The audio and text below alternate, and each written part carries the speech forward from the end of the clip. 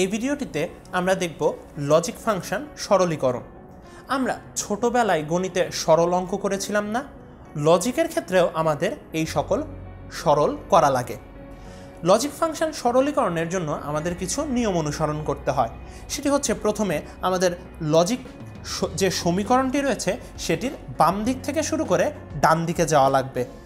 পরের যে আমাদের কাজটি রয়েছে সেটি হচ্ছে, আমরা যদি কোনো উপপাদ্য প্রয়োগ করতে পারি, যেমন ডি মর্গানের উপপাদ্য কিংবা অন্য যদি কোনো সহায়ক উপপাদ্য প্রমাণ করতে পারি কিংবা প্রয়োগ করতে পারি, তাহলে আমাদের সে কাজটি করতে হবে। আমাদের তারপরে যে ব্যাপারটি রয়েছে সেটি হচ্ছে প্রথম বন্ধনীর ভিতরের কাজটি করতে হবে, এবং তারপরে আমাদের নট কিংবা যে পূরক রয়েছে সেটির কাজ করতে হবে। তারপরে আমরা লজিক্যাল অ্যান্ডের কাজ করব এবং সবশেষে আমরা লজিক্যাল অরের কাজ করব। ছোটবেলায় আমরা বড মাস থিওরি পড়েছিলাম না, যে প্রথমে আমরা ব্র্যাকেটের কাজ করি, তারপরে অফের কাজ করি, তারপরে ডিভিশনের কাজ করি, তারপর মাল্টিপ্লিকেশন করি, এরপরে অ্যাডিশন, তারপরে সাবস্ট্রাকশন। অনেকটা এরকমই এই কাজটা। আমরা লজিক ফাংশনের ক্ষেত্রেও এই বিষয়টি অনুসরণ করব।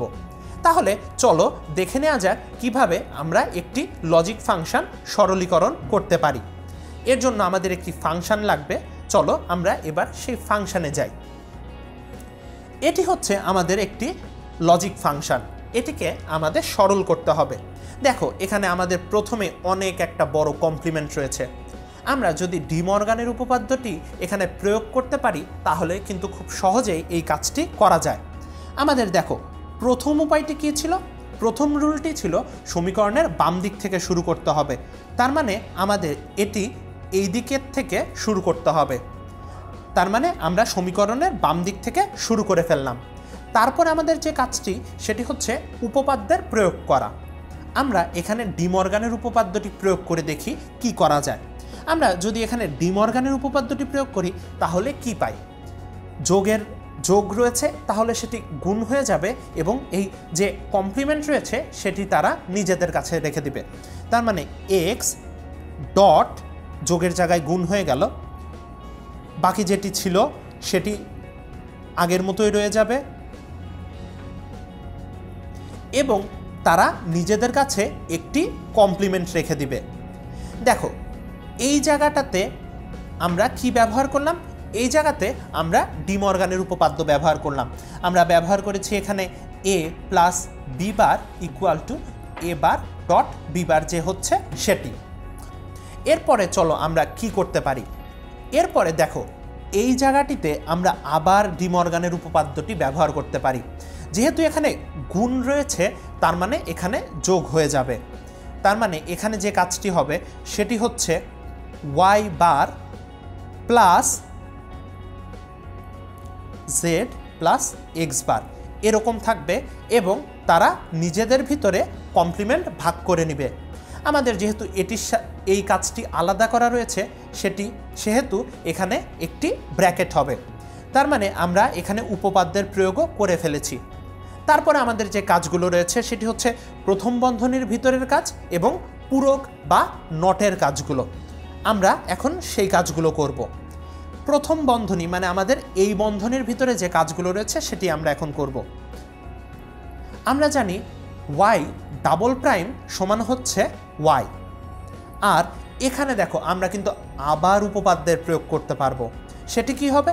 সেটি হবে হচ্ছে জেড ডট এক্স বার এবং এই বারটি আবার এখানে চলে আসবে। এখানে কিন্তু আবার আমরা উপপাদ্যের প্রয়োগ করলাম। সেই উপপাদ্যটি হচ্ছে A plus B bar equal to A bar dot B বার।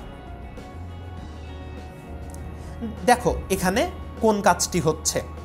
এখানে এখন যে কাজটি হবে সেটি হচ্ছে Y plus Z dot X, কারণ এক্স ডাবল বার সমান কিন্তু এক্সই থাকছে। এখন আমরা এখানে লিখতে পারি X bar Y plus Z bar X. এখানে একটি বার ছিল, আমি যেটি দিতে ভুলে গিয়েছিলাম। এখন আমরা এই গুণের কাজটি করব। এই গুণের কাজটি করলে কি হবে? আমরা নর্মালভাবে গুণটা করে দেই। এক্স বার ওয়াই হবে plus x bar Z bar এবং এক্স থাকছে এখানে। আমরা যদি আমাদের সহায়ক উপপাদ্যের কথা মনে রাখতে পারি তাহলে খুব সহজেই আমরা মনে থাকবে এ ডট এ বার সমান কিন্তু 0 লিখেছিলাম। তোমাদের যদি মনে নাও থাকে আমাদের আগের ভিডিওগুলো দেখলে এটি খুব সহজেই বুঝতে পারবে। তার মানে আমাদের যে এই অংশটি রয়েছে এই টোটাল অংশটি 0 হয়ে যাবে এবং আমাদের উত্তর আসবে এক্স বার ওয়াই, যেটি আমাদের আসল উত্তর। তার মানে আমরা যদি পুরো অঙ্কটি দেখে নিতে চাই তাহলে কি কাজ করেছি? আমরা প্রথমে সমীকরণের বাম দিক থেকে শুরু করেছি, তার মানে সমীকরণের বাম দিক থেকে শুরু করব। তারপর আমরা বিভিন্ন উপপাদ্যের প্রয়োগ করলাম এবং আমরা সবসময় প্রথম বন্ধনী এবং পূরকের কাজগুলো করেছি এবং তারপরে যে অ্যান্ড এবং অরের কাজ করেছি। চলো সেগুলোই দেখে নিই আরও একবার। আমরা এখানে আবার ডি মর্গানের উপপাদ্য প্রয়োগ করেছি এবং দেখো এখানেও ডি মর্গানের উপপাদ্যটি প্রয়োগ করা যায়। আমরা এখানে আবার ডি মর্গানের উপপাদ্যটি প্রয়োগ করলাম এবং আমরা প্রথম বন্ধনীর ভিতরে যে কাজগুলো রয়েছে সেটি করছি।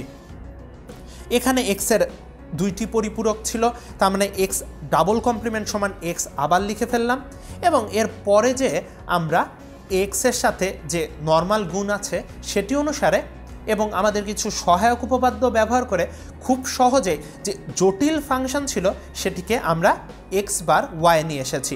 আমাদের প্রথমে কিন্তু অনেক জটিল একটি ফাংশন ছিল, সেটিকে আমরা সরল করার কারণে খুব ছোট এবং খুব সহজ একটি ফাংশনে নিয়ে আসতে পেরেছি।